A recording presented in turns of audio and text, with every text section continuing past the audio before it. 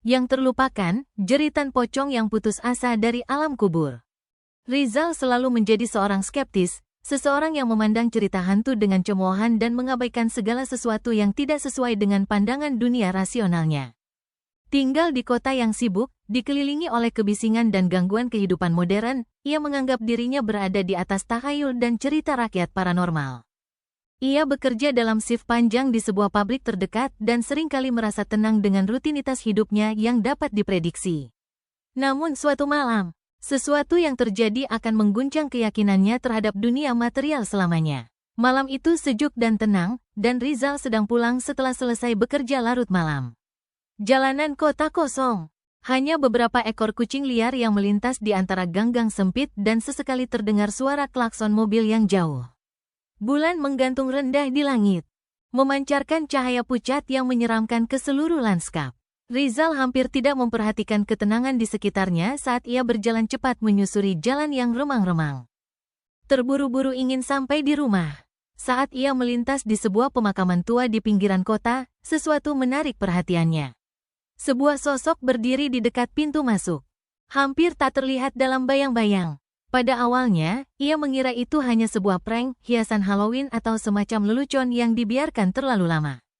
Tetapi ketika ia memperhatikan lebih dekat, dingin merayap di tulangnya. Sosok itu berbeda dari dekorasi Halloween yang pernah ia lihat. Itu adalah seorang pria yang dibalut kafan, wajahnya tertutup kain. Tubuhnya tegak dan bergerak tidak alami. Rizal berhenti sejenak, langkahnya terhenti. Ini terdengar konyol, tetapi entah mengapa pemandangan itu membuatnya tidak nyaman. Mungkin cuma orang bodoh pakai kostum, gumamnya pelan. Ia hendak melanjutkan langkahnya ketika, dengan ketakutan yang memuncak, sosok itu tiba-tiba menoleh ke arahnya. Bukan sekadar berputar pelan, itu adalah sebuah putaran yang disengaja, menyeramkan, dan tidak wajar. Mata sosok itu adalah lubang hitam, kehampaan yang seharusnya ada pupilnya. Sosok itu menatapnya dengan intensitas yang membuat darah Rizal membeku. Sebelum Rizal bisa bereaksi, sosok itu mulai bergerak. Tetapi bukan berjalan, itu melompat mendekat kepadanya. Setiap lompatan kecil tetapi terhitung, gerakannya terasa kaku dan tidak nyaman. Jantung Rizal berdebar kencang di dadanya, nalurinya berteriak untuk lari. Untuk menjauh sejauh mungkin dari pemakaman itu. Tetapi kakinya tetap terpaku di tempat, membeku oleh ketakutan yang tak bisa ia jelaskan. Saat sosok itu semakin mendekat, udara di sekitar Rizal terasa semakin dingin, semakin berat, sesak. Bau busuk tercium di hidungnya, dan ia merasa napasnya tercekat.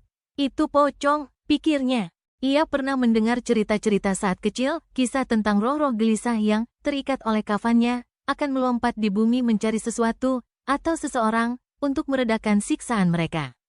Tetapi selama ini ia selalu menganggap itu sebagai tahayul belaka, hanya bagian dari budaya yang kaya akan mitos.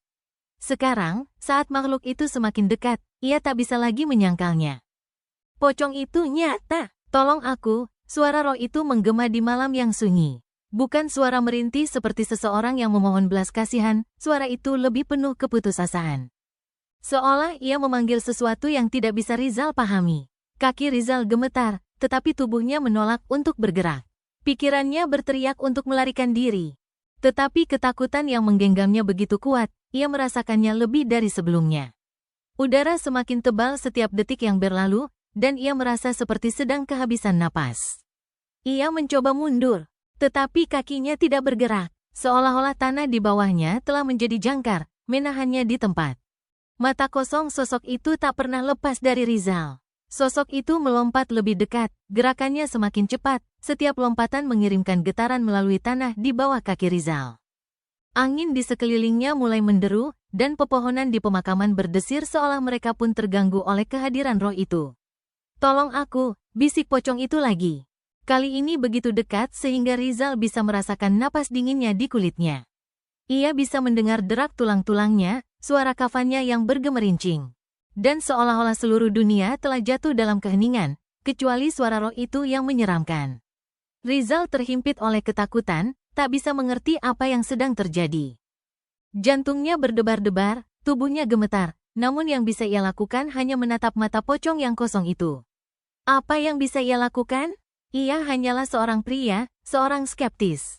yang berdiri di hadapan sesuatu yang tak pernah ia percayai mungkin ada. Dan kemudian, saat pocong itu mengulurkan tangan berkerangka, Rizal merasakan dingin yang luar biasa mengalir ke seluruh tubuhnya. Seperti esensi kematian yang turun padanya, dan paru-parunya berkontraksi, kesulitan untuk menarik napas. Tangan roh itu melayang dekat dengan dadanya, dan lutut Rizal tak sanggup lagi menopang tubuhnya. Ia terjatuh ke tanah, tak bisa berdiri lagi, tubuhnya menolak untuk patuh. Dan di saat kehampaan itu, saat makhluk itu melayang di atasnya, Rizal mengerti. Pocong itu tidak meminta tolong. Ia tidak memohon untuk dikasihani. Tidak, pocong itu menginginkan sesuatu yang jauh lebih buruk.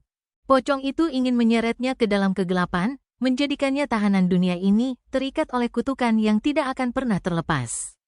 Pocong itu ingin membuatnya menderita seperti ia menderita.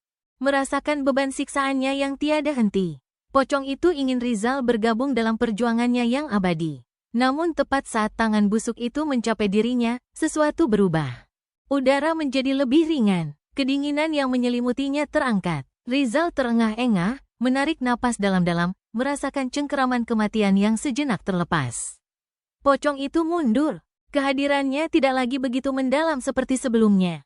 Ia tidak berkata apa-apa, tetapi Rizal bisa merasakan kesedihan itu, kerinduan yang tak pernah terobati. Sekejap mata mereka bertemu, mata Rizal penuh dengan teror dan kebingungannya, dan mata pocong itu, meskipun kosong, dipenuhi dengan kerinduan yang melampaui batas antara yang hidup dan yang mati.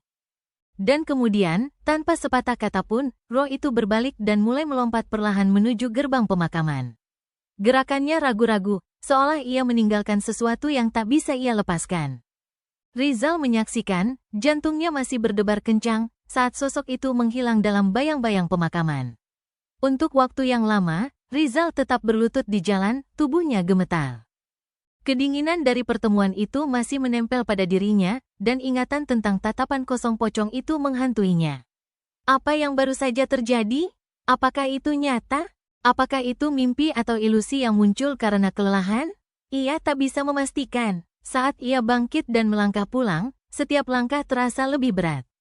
Pertemuan itu telah mengubah dirinya. Skeptisisme yang dulu menjadi ciri hidupnya kini terasa begitu jauh, begitu rapuh. Hal-hal supernatural yang selama ini ia abaikan, sekarang tak terbantahkan. Ia tak bisa menghapus gambaran pocong itu dari benaknya, maupun berhenti bertanya-tanya tentang urusan yang belum selesai. Apa yang dicari roh itu? Apa yang ia inginkan darinya? Dan mengapa ia membiarkannya pergi? Pertanyaan-pertanyaan itu terus berputar di pikirannya lama setelah ia sampai di rumah, lama setelah ia mencoba meyakinkan dirinya bahwa itu hanya tipuan malam. Jawabannya, ia sadari, kemungkinan akan tetap menjadi misteri. Namun satu hal yang pasti, Rizal tidak akan pernah lagi memandang dunia dengan ketidakpercayaan yang sama. Ia telah melihat sesuatu yang tak bisa dijelaskan oleh penjelasan rasional, sebuah pandangan ke dunia yang melampaui yang hidup, di mana roh-roh gelisah berjalan. Dan di mana urusan yang belum selesai bisa mengikat jiwa pada bumi selamanya. Dan saat bulan menghilang di balik awan, Rizal tak bisa mengabaikan kehadiran pocong itu. Mengendap di sudut-sudut pikirannya, seolah ia tidak akan pernah benar-benar meninggalkannya.